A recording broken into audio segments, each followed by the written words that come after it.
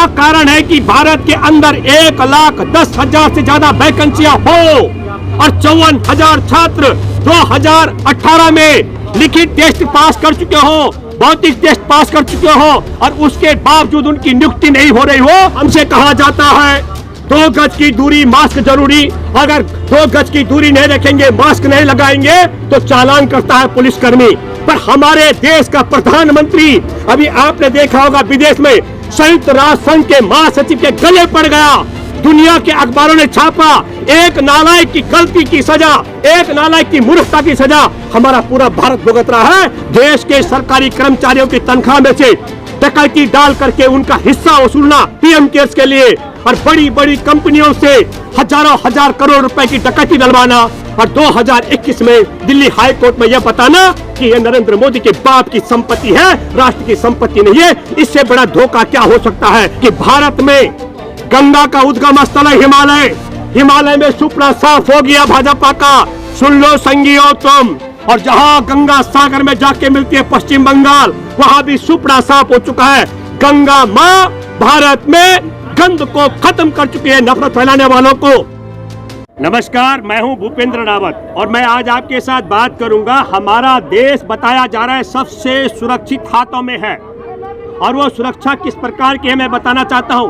2018 में एसएससी के GD grade के करीब 54,000 से ज्यादा छात्र जो हमारे देश में सैनिकों की वो पढ़ाई करने के बाद टेस्ट क्लियर कर चुके थे, फिजिकल टेस्ट क्लियर कर चुके थे, उनकी नियुक्ति भर होनी थी 2018 से लेकर के, और पिछले 10 महीने से संघर्ष कर रहे हैं। 54,000 में से 80% से ज्यादा युवाओं का भविष्य आधार में लटक गया क्योंकि उनकी एज बढ़ चुकी है। ये मैं इसलिए कहना चाहता हूं कि सुरक्षित और असुरक्षित का मामला हमारे देश के अंदर सीआरपीएफ से लेकर के सीआईएसएफ, आईटीबीपी से लेकर के असम राइफल तक, और तमाम इन जगहों पर जो है 1,10,000 से ज्यादा वैकेंसियां जवानों की खाली है। एक तरफ सरकार संसद में बताती है कि 1,10,000 जवानों की जरूरत है हमको, सीआरपीएफ में, सीआईएसएफ में, एसएसबी में, आईटीबीपी में, असम राइफल में, और दूसरी तरफ भारत के गरीब किसानों के घर से निकले हुए 54,000 बच्चे जिनमें 80% की आयु ज्यादा हो चुकी है। और फिर कहा जा रहा हमारा देश सुरक्षित हाथों में है। हमारा देश ठीक उस तरीके के सुरक्षित हाथों में है जिस तरीके से मैं आपको बताना चाहता हूं कि हमारे देश में 28 मार्च 2020 को आपको पता होगा कि प्रधानमंत्री नागरिक सहायता और आपातकालीन स्थिति निधि, जिसको बोलते हैं पीएम केयर, का गठन किया गया था ताकि हमारे देश के अंदर कोरोना के मामले को लेकर के राहत के लिए पैसा एकत्र किया जाएगा। और 31 मार्च 2020 को देश के प्रधानमंत्री के इस पीएम केयर को लिए 31 मार्च 2020 को राष्ट्रपति अध्यादेश जारी कर देते हैं, और अध्यादेश जारी करके क्या कहते हैं कि हमारे देश में एटीजी के तहत टैक्स माफी होगी 100% उनको जो पीएम केयर्स में पैसा जमा कराएगा। और सितंबर 2021 में दिल्ली हाई कोर्ट के अंदर प्रधानमंत्री कार्यालय से जवाब दिया जाता है, पीएम केयर सरकार का नहीं, ये प्रधानमंत्री नागरिक सहायता और आपातकालीन स्थिति निधि का जो खजाना है ये सरकार का नहीं है, ये निजी है, नरेंद्र मोदी का। ये हमारे देश के सुरक्षित हाथ हैं। आपको सोचना चाहिए। अमानत में खयानत का मामला है। मैं तीसरा जिक्र करना चाहता हूँ। 25 दिसंबर 2015 का हमारे देश का प्रधानमंत्री चुपके से बिना बुलाए पाकिस्तान चला जाता है, और 2 जनवरी 2016 को पठानकोट एयरबेस पर हमला हो जाता है, आतंकी हमला। और जब आतंकी हमला होता है तो पाकिस्तान के आईएसआई को बुलाया जाता है।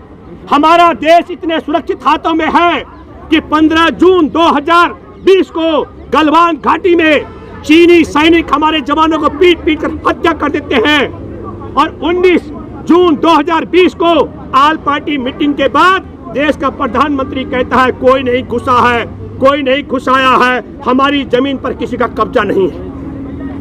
मैं फिर एक बात कहना चाहता हूं। आज की तारीख में दीपावली के दिन हमारे देश का प्रधानमंत्री सीमा पर जवानों के बीच में दिवाली मना रहे हैं और राष्ट्र की राजधानी दिल्ली में पिछले 10 महीने से एसएससी के जो छात्र हैं 54,000 छात्र युवा अपने भविष्य को बचाने के लिए स्ट्रगल करते आ रहे हैं। मैं मेरे दोस्तों आपके माध्यम से फिर कहना चाहता हूं, कई लोग बार बार सवाल करते हैं, आपने देखा बड़े बड़े विज्ञापन लग रहे हैं, क्या कारण है कि भारत के अंदर 1,10,000 से ज्यादा वैकेंसियां हो और 54,000 छात्र 2018 में लिखित टेस्ट पास कर चुके हो, भौतिक टेस्ट पास कर चुके हो और उसके बावजूद उनकी नियुक्ति नहीं हो रही हो?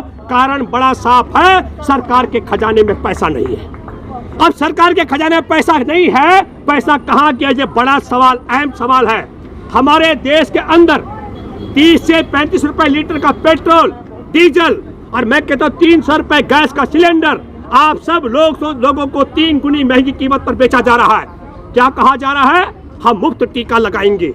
3 गुना आपसे पेट्रोल, डीजल और गैस की कीमत लेकर के 3 गुना लेकर के आपको मुफ्त टीका लगेगा। हमारे देश की तमाम सरकारी संस्थान बेच करके, संस्थानों में मैं बताना चाहता हूं अभी 26,700 किलोमीटर सड़कें भी बेची गई है, 1,400 किलोमीटर रेलवे पटरियां बेची गई है। हमारे देश के अंदर मैं दूसरा खेल बताता हूं आपको। 2018 में भारत में मोदी सरकार ने एक कानून बनाया। पूरे भारत में क्या होने वाला है? ये 54,000 जवानों के भविष्य का सवाल ही नहीं है। जितने लोग राष्ट्रीय राजमार्गों के इर्द गिर्द जिनकी दुकानें चल रहे हैं, जो रेडी पटरी लगाते थे, जिनके घर बने हुए, उनके खिलाफ एक काला कानून बनाया गया। क्या काला कानून है? राष्ट्रीय राजमार्ग से 30 मीटर की दूरी तक कोई दुकान, कोई ढाबा, कोई व्यवसाय आपका नहीं बचेगा। और 2021 में सरकार 26,700 किलोमीटर की सड़क बेच राष्ट्रीय राजमार्गों को नीलाम कर देती है। हमको ये सोचना चाहिए, जिस तरीके से हमारे किसान अभी आपको मालूम हो 11 महीने से खुले आसमान के नीचे बैठे हुए हैं। 700 से ज्यादा किसानों की शहादत हो चुकी है।